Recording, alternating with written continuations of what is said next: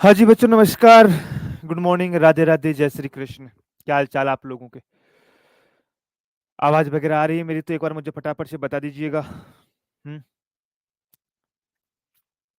बताना, देखिए आवाज आ रही है क्या सबकी? सबके पास मैं एकदम सही दिख रहा हूँ? देखा ना।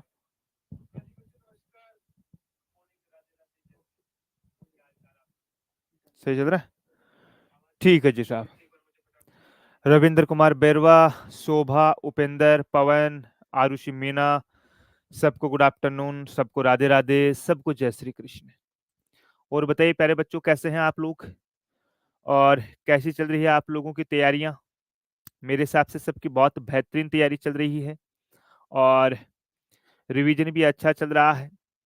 आज आपको पता है अपना नया टॉपिक आज है ना। आज ही हम लोग अपना नया टॉपिक पढ़ने वाले हैं और नया टॉपिक का नाम होगा अपना राज्य के नीति निदेशक तत्व। क्या है मेरे प्यारे बच्चों? राज्य की नीति निदेशक तत्व मेरे प्यारे डियर। ठीक है ना। आ जाओ देखे चले।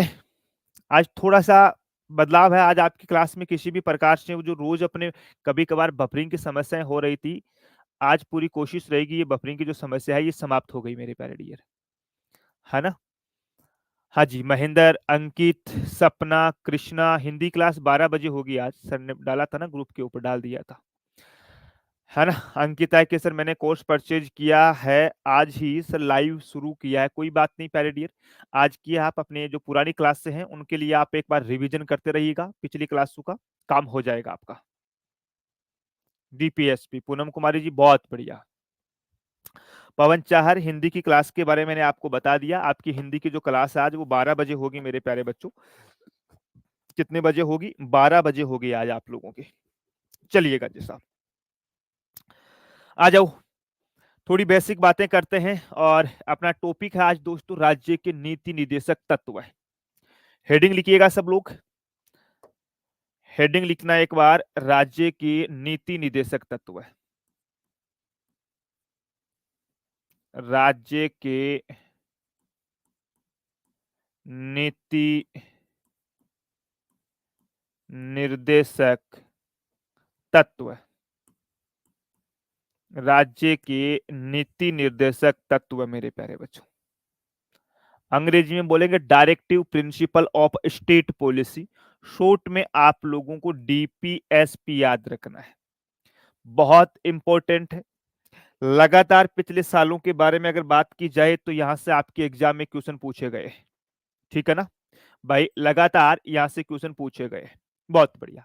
अब देखो, पहले तो इसके बारे में बेसिक चीजें बात करते हैं कि साहब भारत के संविधान में इसका उल्लेख कहां पर किया गया है ना।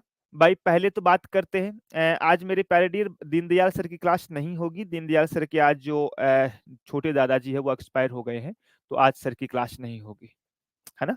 आज प्यारे बच्चों दीनदयाल सर के छोटे दादाजी एक्सपायर हो गए तो उनकी क्लास है ना नहीं होगी आज। ठीक है। आ जाओ प्यारे डियर, आ जाओ। राज्य के नीति निर्देशक तत्व डीपीएसपी के बारे में अगर मैं बात करूं मेरे प्यारे डियर, डीपीएसपी के बारे में मैं बात करूं मेरे प्यारे डियर, तो आपको ध्यान रखना है कि संविधान के कहां पे उल्लेख किया गया है इसका? भाग 4 के अंतर्गत है। कहां पर? भाग 4 के अंतर्गत। बहुत बढ़िया जी। फिर आपसे पूछा जा सकता है कि साहब किस अनुच्छेद के अंतर्गत उल्लेख किया गया है?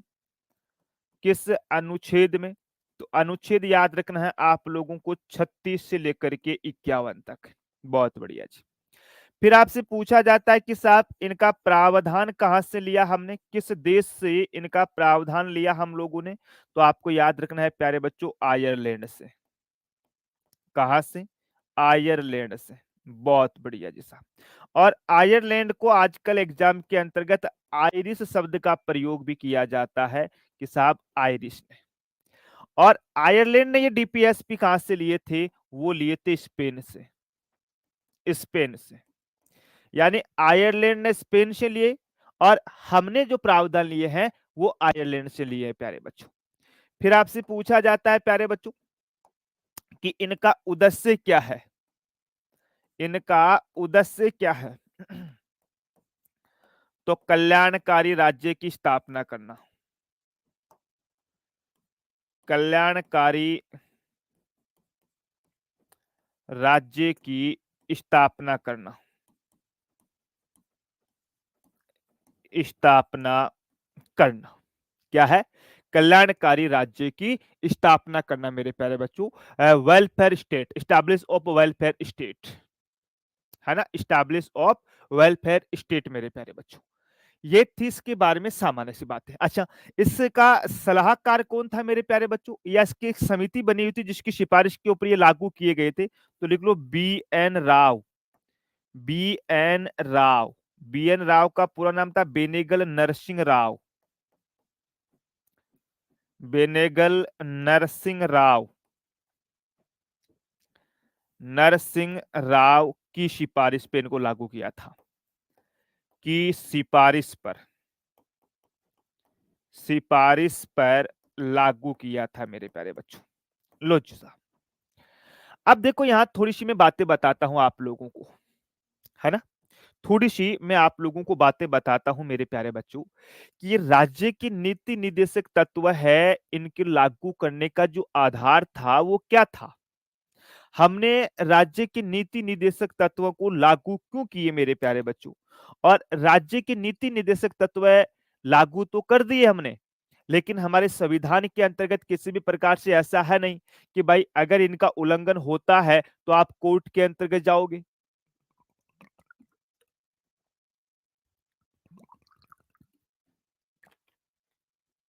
मैं अपनी वाली भाषा में बोलूं, अपनी वाली भाषा के अंतर्गत बोलूं मेरे प्यारे बच्चों, तो ये किसी भी प्रकार से मेरे प्यारे डियर न्याय योग्य नहीं है, वाद योग्य नहीं है मेरे प्यारे दोस्त। ठीक है ना? बिल्कुल साहब। लेकिन मेरे प्यारे बच्चों, अगर हम बात करें इनके बारे में कि यार सर एक बात बताओ, चलो ये न्याय योग्य नहीं है ये, है ना, ये वाद योग्य नहीं है, लेकिन इनका जो जो शुरुआत हुई है ना, वो कहाँ कहाँ से हुई थी? सबसे पहले मैं बात बताऊं आप लोगों के साथ, थोड़ा सा इतिहास हम लोग देखें तो आपको पता है हमारे देश के अंतर्गत जब मैं आपको संविधान सभा पढ़ा रहा था, तब मैंने आपको नेहरू रिपोर्ट पढ़ाई थी, याद आ रहा है? नेहरू रिपोर्ट के अंतर्गत मेरे प्यारे बच्चों, नेहरू रिपोर्ट जो है वो 1928 में आई थी। नेहरू रिपोर्ट 1928 में आई थी, और इस नेहरू रिपोर्ट में प्यारे बच्चों नागरिक अधिकार और मौलिक अधिकार का उल्लेख किया गया था।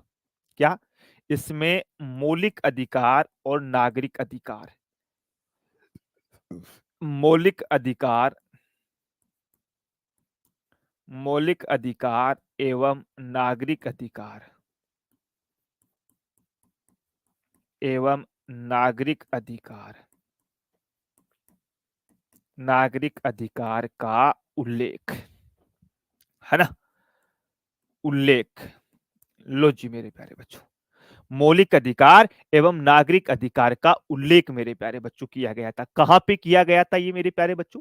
है ये नेहरू रिपोर्ट के अंतर्गत बोला गया था कि हमारे देश के अंतर्गत एक मौलिक अधिकार भी होना चाहिए और एक नागरिक अधिकार भी होना चाहिए। ठीक है साहब। इसके बाद में मेरे प्यारे बच्चों 1931 के अंतर्गत कराची अधिवेशन हुआ था। कराची अधिवेशन, कराची अधिवेशन जो है ये कब हुआ था? ये 1931 के अंतर्गत सरदार पटेल के द्वारा इसकी अध्यक्षता की गई थी। आई थिंक आप सब लोगों को पता है।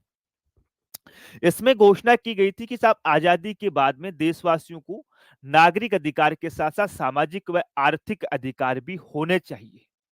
इसमें क्या बोला गया था कि आजादी के बाद, आजादी के बाद, आजादी के बाद नागरिकों के लिए, नागरिकों के लिए भाई जो नागरिक अधिकार है वो तो है ही है मेरे प्यारे बच्चों, है ना, भाई नागरिक अधिकार तो है ही है, या सीधा लिखो तो आजादी के बाद नागरिकों के लिए मेरे प्यारे बच्चों या भारत के देशवासियों के लिए नागरिक अधिकार के साथ साथ मेरे प्यारे दोस्त सामाजिक एवं आर्थिक अधिकार भी होना चाहिए। या सीधा लिख लो, आजादी के बाद नागरिकों के लिए सामाजिक एवं आर्थिक अधिकार होने चाहिए, सामाजिक एवं आर्थिक अधिकार, एवं आर्थिक अधिकार होने चाहिए, आर्थिक अधिकार होने चाहिए, होने चाहिए। ये बात किसने बोली? है, ये कराची अधिवेशन के अंतर्गत पटेल साहब के द्वारा बोली गई थी कि भैया हमने अपने नागरिकों को फंडामेंटल राइट्स तो दे ही रहे हैं, लेकिन इनके साथ कुछ ऐसे अधिकार भी होने चाहिए, इनके साथ कुछ ऐसे अधिकार भी होने चाहिए जिससे जनता को फायदा पहुंचे, जनता को सामाजिक रूप से, आर्थिक रूप से मेरे प्यारे बच्चों फायदा पहुंचे। बिल्कुल साहब। ठीक है, तीसरी चीज दोस्तों, हम लोगों ने जो भारत सरकार अधिनियम 1935 लेकर के आए थे, उसमें भी डॉक्टर बी आर अंबेडकर ने बोला था कि भैया डीपीएसपी भारत शासन अधिनियम 1935 में उल्लेखित अनुदेशों के दस्तावेज की भांति है। क्या है? जो एक्ट लेकर के आए थे हम लोग, भारत शासन अधिनियम 1935, उसमें हम लोगों ने एक इंस्ट्रूमेंट्स ऑफ इंस्ट्रक्शंस बोलते हैं जिसको, जिसको बोला जाता है अनुदेशों के दस्तावेज, उनके समान है ये, जिसका उल्लेख मैं आपको जब 1935 का अधिनियम पढ़ाऊंगा वहीं पे करूंगा मेरे प्यारे डियर। बहुत बढ़िया सा। इसके बाद में मेरे प्यारे बच्चों में आगे बातें बताऊं इसकी, है ना? इसके बाद में मैं आगे बातें बताऊं मेरे प्यारे बच्चों, तो आपको पता है कि हमारे संविधान सभा के अंतर्गत एक समिति बनी थी। हमारे संविधान सभा के अंतर्गत एक समिति बनी थी जिसका नाम था मौलिक अधिकार संबंधी समिति, और एक समिति थी मौलिक अधिकार संबंधी उप समिति। मौलिक अधिकार से संबंधित जो उप समिति थी उसके अध्यक्ष थे जेपी कृपलानी। मैंने आप लोगों को बता रखा है ना? जेबी कृपलानी मैंने आप लोगों को बता रखा है मेरे प्यारे बच्चों। बहुत बढ़िया साहब। जेबी कृपलानी साहब ने मेरे प्यारे बच्चों एक बात बोली थी साहब, उन्होंने बोला था कि साहब हमारे संविधान के अंतर्गत मूल अधिकारों के साथ साथ, मूल अधिकारों को लागू करने के साथ साथ मेरे प्यारे बच्चों प्रशासनिक और आर्थिक जो चुनौतियां हैं वो विद्यमान है, उनको लागू करने से संबंधित मेरे प्यारे बच्चों जो अधिकार है वो और भी होने चाहिए, सामाजिक अधिकार भी होने चाहिए मेरे प्यारे डियर। ठीक है साहब। फिर आगे चल करके बी एन राव साहब ने एक सुझाव दिया था। आगे चल करके बी एन राव साहब के द्वारा एक सुझाव दिया गया था कि साहब हमारे संविधान के अंतर्गत दो प्रकार के अधिकार होना चाहिए। एक तो होना चाहिए मौलिक अधिकार, एक तो होना चाहिए मौलिक अधिकार, मौलिक अधिकार। ठीक है साहब। एक होना चाहिए नीति निर्देशक तत्व, एक होने चाहिए राज्य के नीति निर्देशक तत्व, नीति निर्देशक तत्व। ठीक है ना? एक होने चाहिए राज्य के नीति निर्देशक तत्व, और ये बात किसने बोली थी? बी एन राव के द्वारा बोली गई थी। बी एन राव के द्वारा बोली गई थी मेरे प्यारे बच्चों कि मौलिक अधिकार होने चाहिए, साथ में बोला भैया नागरिक अधिकार होना चाहिए, नागरिक अधिकार होना चाहिए, नागरिक अधिकार होना चाहिए प्यारे बच्चों। और ये सब जो अधिकार है ये वाद योग्य है, ये क्या है? वाद योग्य प्यारे बच्चों। जबकि राज्य के नीति निर्देशक तत्वों के बारे में बात करूं तो ये मेरे प्यारे बच्चों सामाजिक और आर्थिक अधिकार है ना? ये मेरे प्यारे बच्चों सामाजिक और आर्थिक अधिकार है, ये सामाजिक एवं आर्थिक अधिकार है, एवं आर्थिक अधिकार। लो जी साहब, सामाजिक एवं आर्थिक अधिकार, बहुत बढ़िया। दूसरा, ये वाद योग्य नहीं है, ये वाद योग्य नहीं है।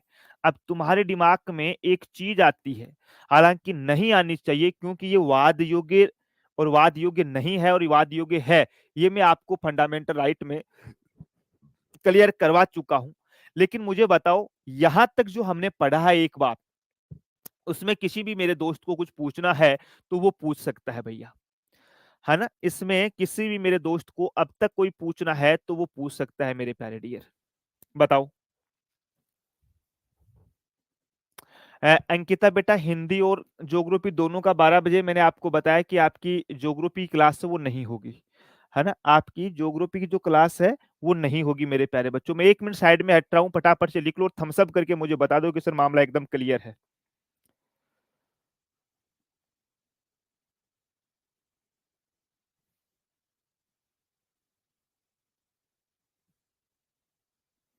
क्लियर?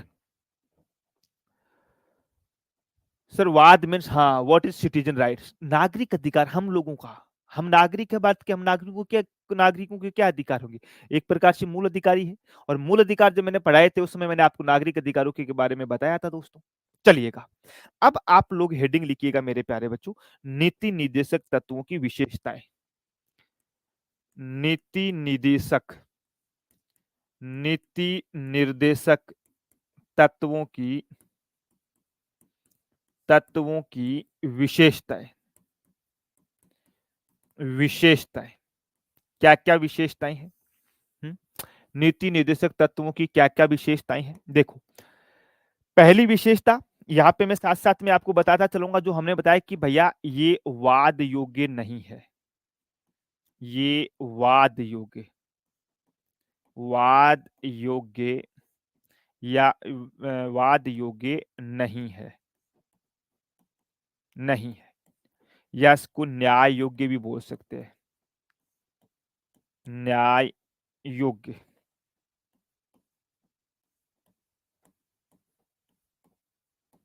न्याय योग्य मतलब क्या हुआ सर?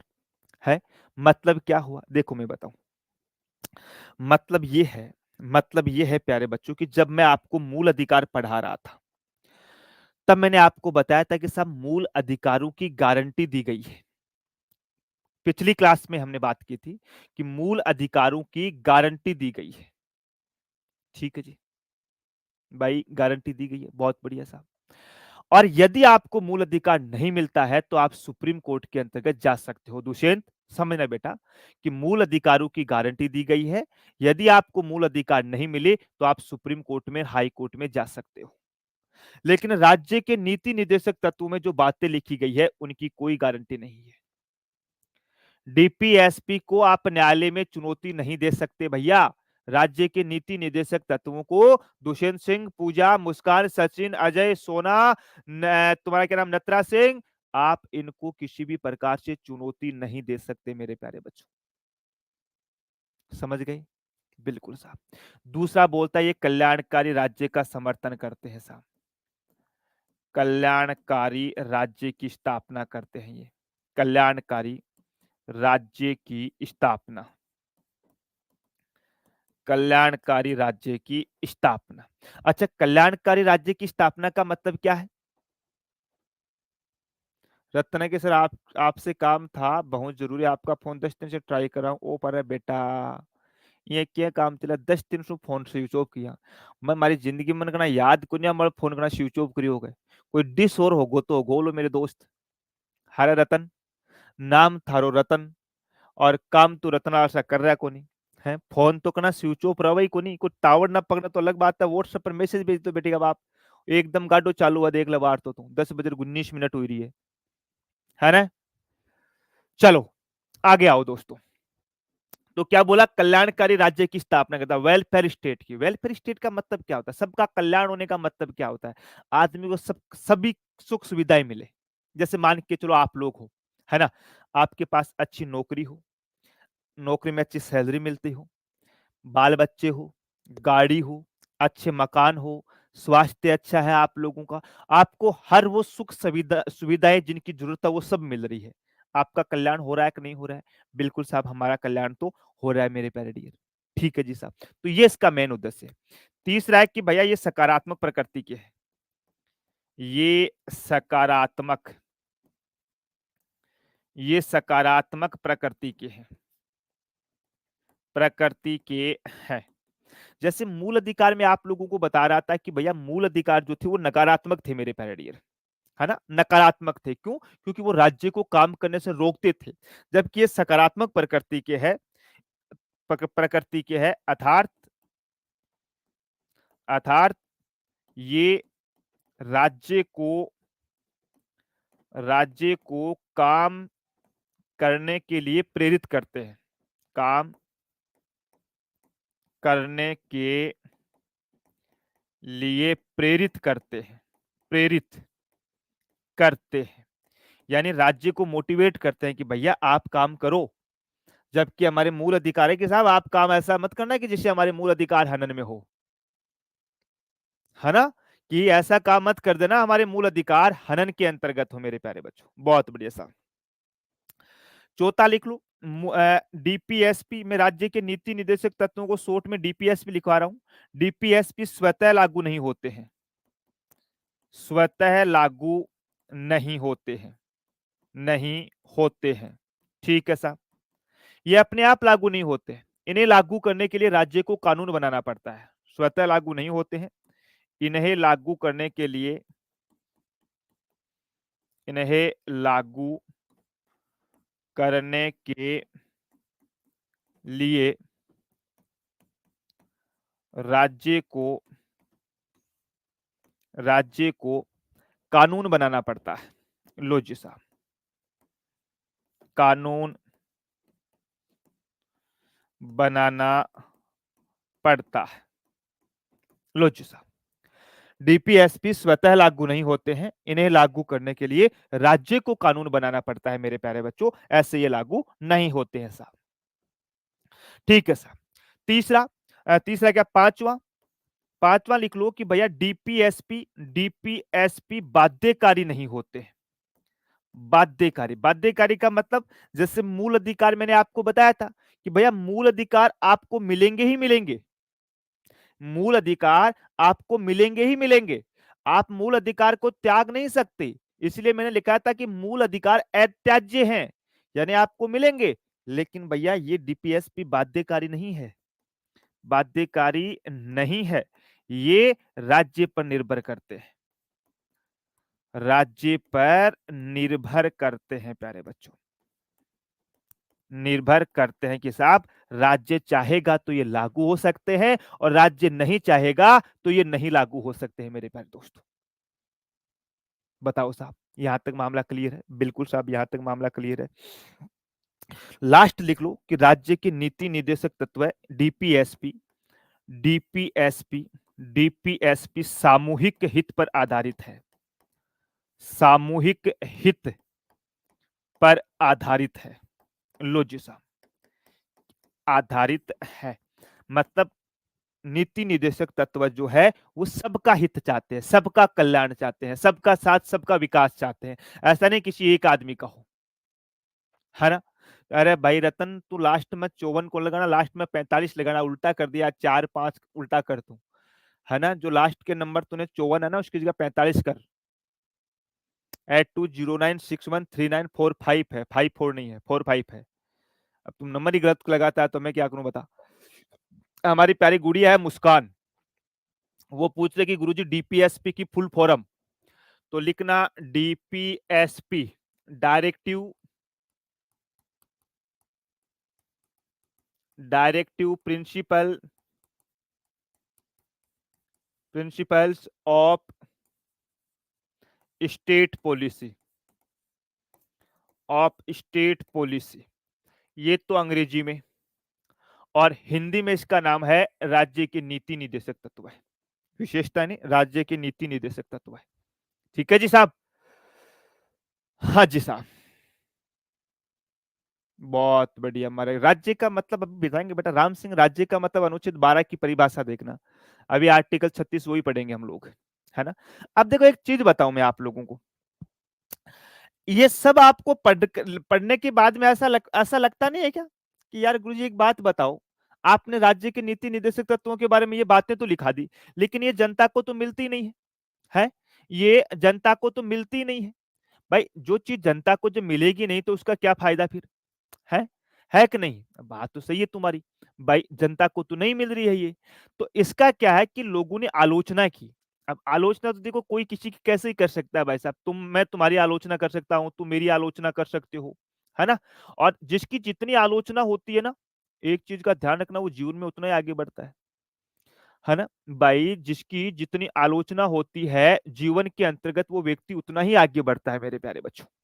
ठीक है, तो अब बात करते हैं कि भैया राज्य की नीति निर्देशक तत्वों के बारे में आलोचना की है कुछ लोगों ने कि साहब तुम बोल रहे हो कि ये ना तो वाद योग्य है ना भाई साहब ये जनता की मर्जी से लागू, अपनी मर्जी से लागू होते हैं, सरकार जब चाहे इसको लागू करेगी, ना करेगी तो ना करेगी, है ना भाई, ना करेगी तो ना करेगी। तो मेरे प्यारे बच्चों कुछ लोगों ने इनकी आलोचना की, है ना, डीपीएसपी की आलोचना, डीपीएसपी की आलोचना।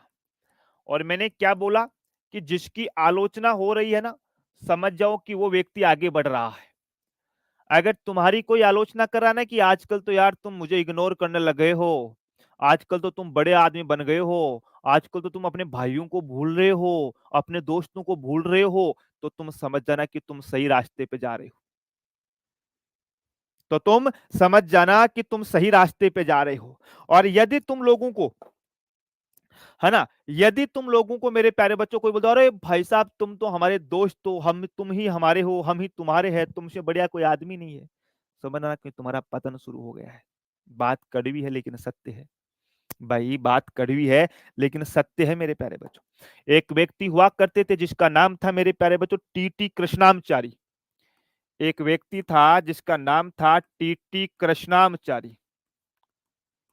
कृष्णामचारी। इन्होंने एक बात बोली। क्या बोली साहब? कि डीपीएसपी भावनाओं का कूड़ा घर है। इन्होंने एक बात बोली कि डीपीएसपी भावनाओं का कूड़ा घर है। भावनाओं का कूड़ा घर है। कूड़ा घर है। लो जी साहब, ये बात किसने बोली थी? टीटी कृष्णामचारी ने बोली साहब, है ना। एक व्यक्ति था आइवर जेनिंग्स। एक व्यक्ति था Ivor Jennings. Ivor Jennings. Jennings. इन्होंने बड़ी खतरनाक बात बोली। क्या बोली सर? है इन्होंने बोली कि ये जो डीपीएसपी है ना, ये पुण्य आत्माओं की महत्वाकांक्षा मात्र है ना भैया। डीपीएसपी, डीपीएसपी पुण्य, पुण्य आत्माओं, पुण्य आत्माओं की भावनाएं है और कुछ नहीं है वैसा। या महत्वाकांक्षा मात्र है मेरे प्यारे बच्चों। क्या है? पुण्य आत्माओं की महत्वाकांक्षा, महत्वाकांक्षा मात्र है। कांक्षा मात्र है साहब। लो जी भैया। है, इन्होंने तो बोला कि भाई साहब ये जो तुम्हारे संविधान लिख रहे हैं ना, भगवान इनकी आत्मा को शांति दे, और इसमें है कुछ नहीं, केवल इनकी आकांक्षाएं है, महत्वाकांक्षाएं है भैया।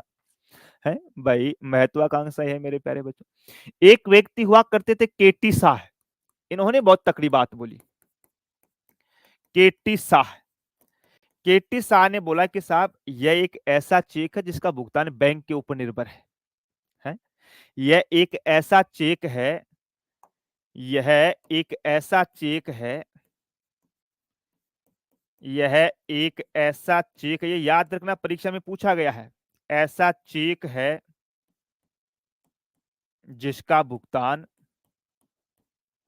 जिसका भुगतान बैंक पर निर्भर है। बैंक पर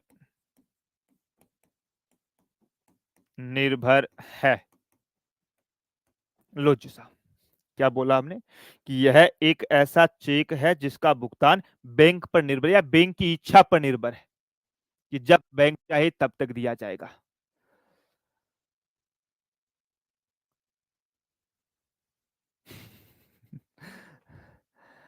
है, बताओ। है भाई, केटिसा साहब ने बोला कि ये एक ऐसा चेक है जिसका भुगतान मेरे प्यारे बच्चों, है जिसका भुगतान मेरे प्यारे प्यारे बच्चों बैंक के ऊपर निर्भर है।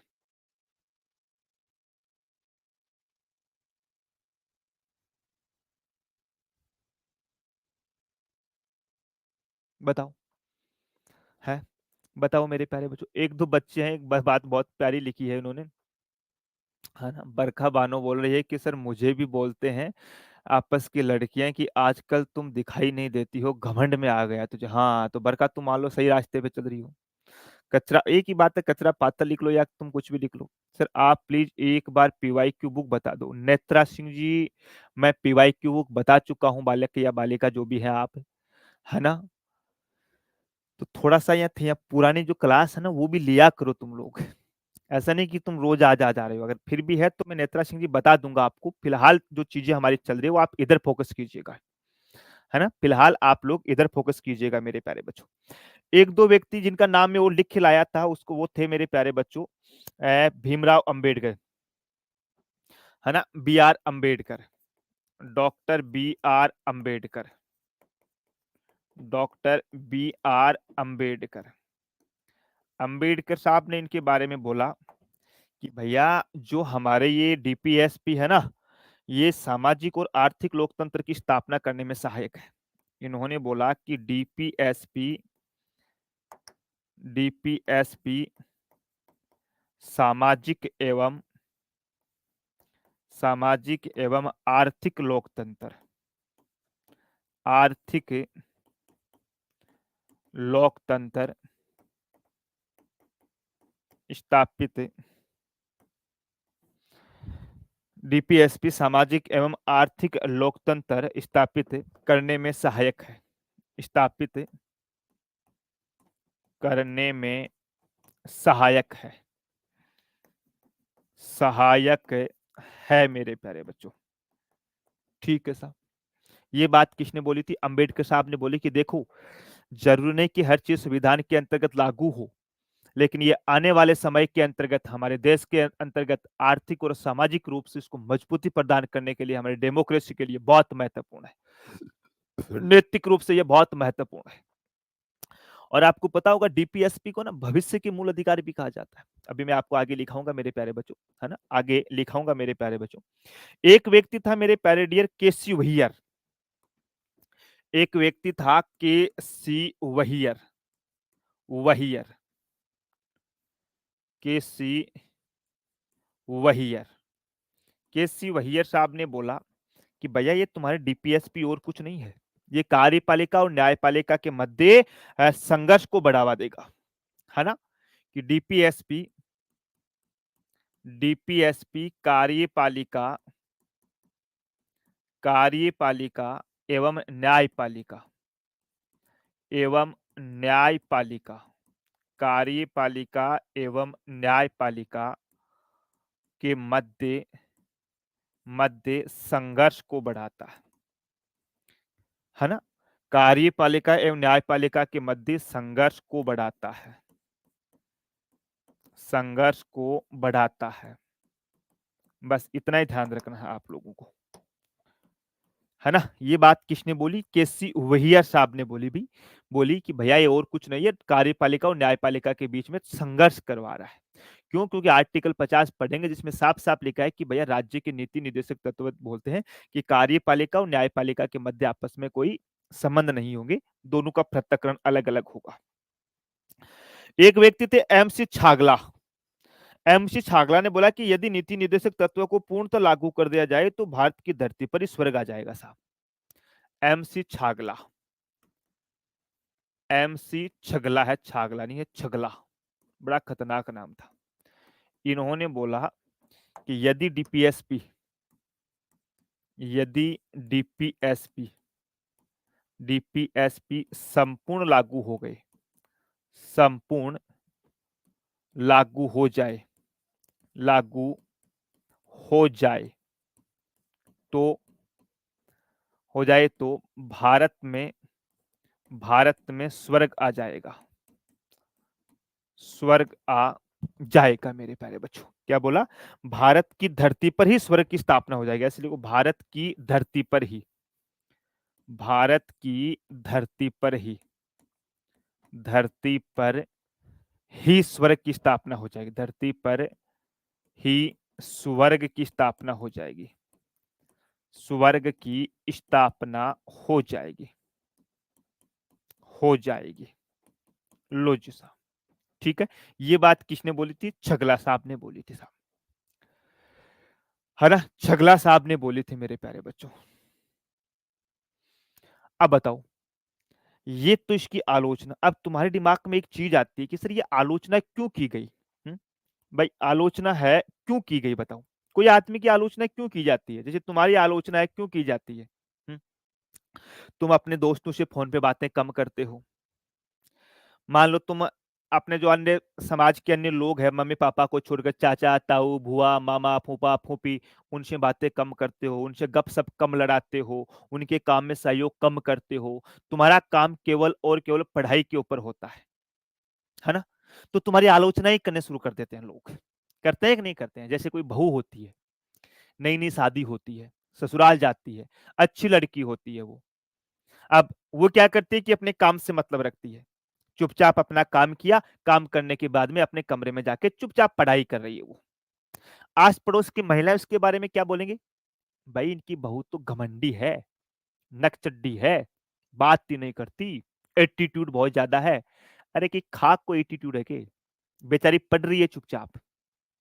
और जिस दिन वो बहू नौकरी लग जाती है पढ़ लिख करके, तो जो लोग उसकी आलोचना कर रहे थे वो क्या बोलते हैं? हमें तो पहले ही पता था, कितनी सीधी बहू थी, ना किसी से बोलना चलना, ना कोई नखरे करना, चुपचाप अपने काम से मतलब रखना और पढ़ाई करना। तो लोगों की आलोचनाएं और ताने जो है कब प्रशंसा में बदल जाते हैं कोई पता नहीं है। इसलिए ये नीति निदेशक तत्व है कि आलोचनाएं आप लोगों को भी एक चीज सिखाती है कि अगर कोई आपकी निंदा कर रहा है ना, आपकी आलोचना कर रहा है, तो प्यारे बच्चों परेशान नहीं होना है। क्योंकि निंदा करने वाले लोग जो होते हैं वो समय समय के साथ बदल जाते हैं। कहा करते हैं ना कि अगर मक्खी चाय में गिरती है तो चाय को फेंक देते हैं, और वही मक्खी अगर घी में गिरती है तो लोग मक्खी को फेंक देते हैं निकाल करके। समझ रहे हो ना? तो भाई साहब, ये नीति निदेशक तत्वों की आलोचना इसलिए की हमने कि भैया हमने यहां बोला कि ना तो ये वाद योग्य है और ना ये लागू होते हैं अपनी मर्जी से, है ना? लागू करने पड़ते हैं, कानून बनाने पड़ते हैं इनके लिए। लेकिन जब हमने इनको लागू किया तब लोगों को पता लगा कि यार कितने अच्छे हैं ये तो। जो हमारे देश के अंतर्गत अनुसूचित जाति जनजाति को आरक्षण मिला वो इन्हीं के तहत तो मिला था। आज हम लोगों को निःशुल्क कानूनी सहायता मिलती है, इसी के तहत तो मिली थी। आज हमारे देश में महिलाओं को, प्यारे हमारी बहन बेटियों को जो शादी के बाद में मातृत्व लाभ अवकाश मिलता है, इन्हीं के तहत तो मिलता है वो। है कि नहीं है?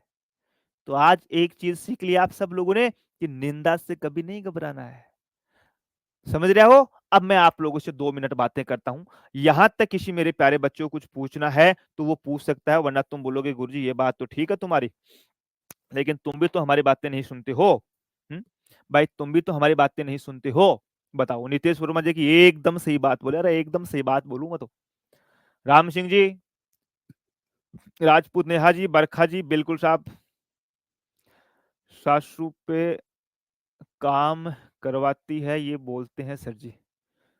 सासू पे काम करवाती है, हाँ ये भी बोल सकते हैं वैसा भी, सासू से काम करवाओ आप पढ़ी करो। है ना? जब मखड़ा बेल्ट में बोला कर, मैं कहीं गाँव का आदमी है, मैं तो एकदम शुद्ध गांव देहात में रहता हूँ, आपको बता दूं भाई साहब। मैं राजस्थान के सिक्कर जिले में, सिक्कर में लोसल, लोसल में सिसम गाँव, एकदम देसी खेता कमाए रवा में। है ना? पानी है को नहीं, पानी क्यों निमड़ पीबाती ट्यूबवेल है, चलावा झाड़ पीट नीचे घाल रखी है, 20 मिनट पानी आवेगा भाई साहब। तो गाँव कमाइया की बात है चाल है।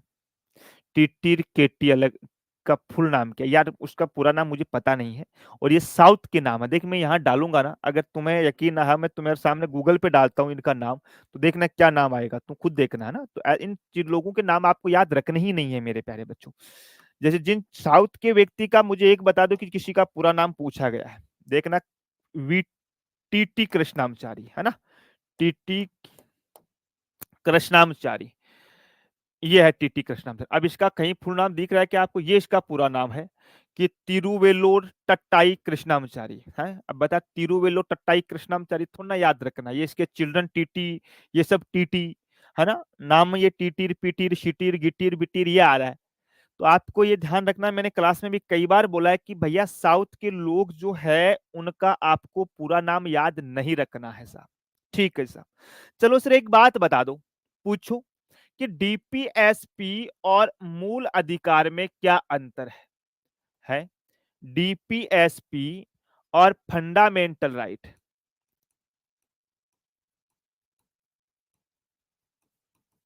और फंडामेंटल राइट्स के अंतर्गत मेरे प्यारे बच्चों क्या अंतर है सर?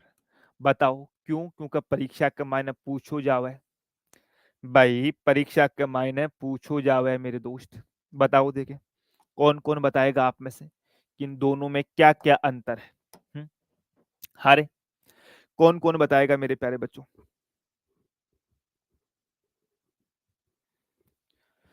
आरुषि बोल रही है कि सर गॉडविन ऑस्टिन ने डीपीएसपी को सोल ऑफ कॉन्स्टिट्यूशन बोला। हाँ बहुत, देखो मैं आपको एक चीज बता दूं कि मैं सब कुछ नहीं लिखा पाऊंगा यहाँ पे, है ना, लेकिन इंपोर्टेंट इंपोर्टेंट जो एग्जाम में पूछे जाने की संभावना है, कुछ जो बच जाएगा वो आपका टेस्ट पेपर बनाऊंगा वहां पे दे दूंगा, है ना। भाई थोड़ा बहुत टेस्ट में ऐसा थोड़ा ही सबके सब में नोट्स में दे दूंगा तो आप तो पूरे में से पूरे नंबर ले आओगे। आसपास से चीजें हैं वो भी तो देंगे कि मेरे प्यारे बच्चों नहीं देंगे। है, पहला है मेरे प्यारे बच्चों, डीपीएसपी वाद योग्य नहीं है। वाद योग्य नहीं है, नहीं है। ठीक है साहब, इधर क्या लिखेंगे, वाद योग्य है, वाद योग्य है, जस्टेबल है। ठीक है, वाद योग्य क्या है मैं आपको बता चुका हूं। दूसरा सकारात्मक प्रवृत्ति के, सकारात्मक प्रकृति के है या प्रवृत्ति एक ही बात है, प्रकृति के, प्रकृति।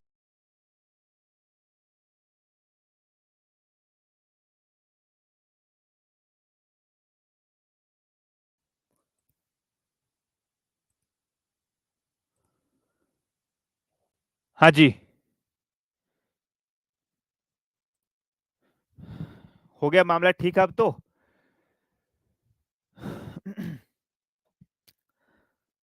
अरे क्लास भाग गई थी, एक बार क्लास भाग गई थी, वापस आ जाओ, तुम तो सब भाग गए यार। है, अब वीडियो एकदम सही चल रहा है ना। अब मुझे बताना एक बार वीडियो सही चल रहा है। मोनिका, दुष्यंत, अब वीडियो नहीं अटक रहा है, बिल्कुल सही चल रहा है, एक बार बताना मुझे, है ना, थम्स अप करके बताना कि हाँ जी मामला गुरुजी एकदम सेट है ना। अब बताना मेरे प्यारे बच्चों, बिल्कुल बिल्कुल आपकी क्लास रुक गई थी, ये पता नहीं कैसे रुकी आपकी क्लास ऑटोमेटिक ही। सकारात्मक प्रकृति के बाद से नहीं चला क्या, अरे अरे मैंने ध्यान ही नहीं दिया, कोई बात नहीं मेरे प्यारे बच्चों, हो जाता है कभी कभी, है ना, कभी कभी हो जाता है मेरे प्यारे डियर। तो आप लोगों को ध्यान रखना भैया, ये वाद योग्य नहीं है तो ये वाद योग्य है। ये सकारात्मक प्रकृति के है, ये नकारात्मक प्रकृति के है मेरे प्यारे बच्चों। और ये सामूहिक हित पर आधारित है, ये व्यक्तिगत पर हित पर आधारित है। ये सामाजिक आर्थिक लोकतंत्र की स्थापना करते हैं, मूल अधिकार राजनीतिक लोकतंत्र की स्थापना करते हैं, स्वतः लागू नहीं होते, स्वतः लागू हो जाते हैं। ये हमारे मेरे प्यारे डियर क्या थे, ये हमारे मेरे प्यारे डियर राज्य के नीति निर्देशक तत्व है और फंडामेंटल राइट है, इन दोनों के अंतर्गत अंतर है मेरे दोस्त। ठीक है ना, बिल्कुल साहब। अब इन दोनों के अंतर के बाद की मैं बात करूं तो राज्य के नीति निर्देशक तत्व और न्यायपालिका के बीच में एक संघर्ष भी लंबा रहा है मेरे प्यारे डियर, है ना। उनके बारे में आपसे बातें कल करेंगे और आर्टिकल जो है उनके बारे में भी आपसे बातें कल ही करेंगे। जैसे एक आर्टिकल की शुरुआत तो कर देता हूं मैं आप लोगों की। जैसे आर्टिकल 36 की बात करें हम लोग, आर्टिकल 36 में बोला गया है राज्य की परिभाषा।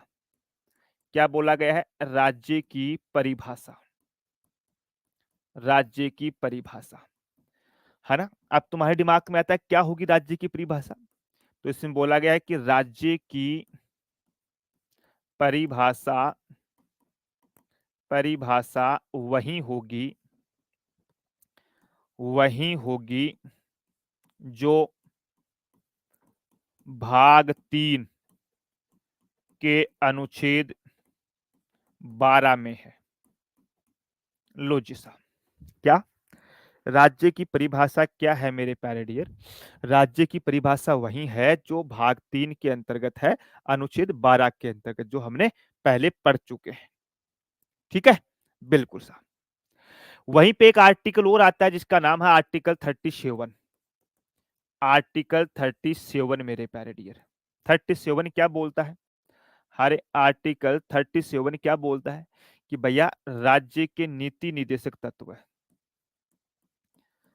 राज्य के नीति निर्देशक तत्व है, नीति निर्देशक तत्व वाद योग्य नहीं है, वाद योग्य नहीं है। ठीक है ना, लेकिन लेकिन राज्य को, लेकिन राज्य को लागू करना लागू करना नैतिक जिम्मेदारी है उनकी, नैतिक जिम्मेदारी है साहब। ये लो जी साहब, ये हमने बोला है ना? ये हमने बोला है मेरे प्यारे बच्चों कि भैया जो आप बात कर रहे हैं कि आर्टिकल 37 बोलता है कि लागू नहीं होगा, लेकिन इन्हें लागू करना राज्य का कर्तव्य होगा क्योंकि उसकी एक नैतिक जिम्मेदारी होगी। हाँ जी सर। दुर्गा जी की सर एक बात बताओ, पूछेंगे क्या ऐसे आर्टिकल में ज्यादा पूछे किसने क्या बोला है, पूछेंगे क्या बेटा? आप अगर इस प्रकार की क्वेश्चन पूछते हो ना, यहाँ से आर्टिकल का क्वेश्चन भी आएगा। देखो आपकी पॉलिटिक का जो लेवल है ना वो बहुत बढ़िया लेवल की पॉलिटी आती है जिस हिसाब से हम पढ़ रहे हैं ना। हालांकि मैं आपको आरएस लेवल की पॉलिटी पढ़ा रहा हूँ, मैं आपको बता दूं मैं नोट्स भी आरएस वाले ही ऑलमोस्ट आप लोगों को लिखा रहा हूँ। ठीक है, आगे फैक्ट, अभी तो फैक्ट आएगा, आपने फैक्ट तो आगे आएंगे, जैसे राष्ट्रपति पढ़ेंगे, प्रधानमंत्री में फैक्ट आएंगे अपने, राज्यपाल में फैक्ट आएंगे अपने, उन जगह पे फैक्ट आएंगे मेरे बच्चों, मुख्यमंत्री में फैक्ट आएंगे। अभी तो हमारी वही चीजें हैं, बता रहा हूँ आपको, जैसे मैं आपको बताऊं कि भैया भाई जैसे भैया की कॉन्सेप्चुअल चीजें हैं अभी तो, है ना? तो यहाँ से मूल अधिकार क्या नाम है तुम्हारा, अनुच्छेद का क्वेश्चन भी आएगा, स्टेटमेंट बेस्ड भी क्वेश्चन आएगा। अब एग्जामिनर है यार, वो कैसा ही क्वेश्चन पूछ ले, हम कुछ कमी तो छोड़ेंगे नहीं आप लोगों के लिए। बिल्कुल बिल्कुल, सचिन कुमार अपडेट करके आ गया। सर मैं पिछला नहीं लिख पाया, कोई नहीं बेटा, अगर आप लोगों ने वो चीजें नहीं लिखी है तो ये अब लिख लो, ये है ना, कई बार हो जाता है वो कभी कभी। चलिएगा साहब, अब मुझे जाने की इजाजत है, बताओ देखिए। हारे, अब मुझे जाने की इजाजत है मेरे प्यारे बच्चों। हारे,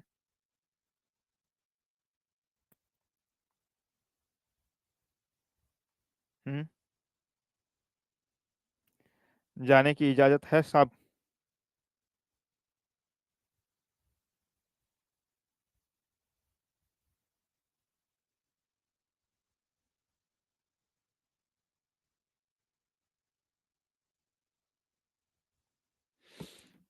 हाँ जी,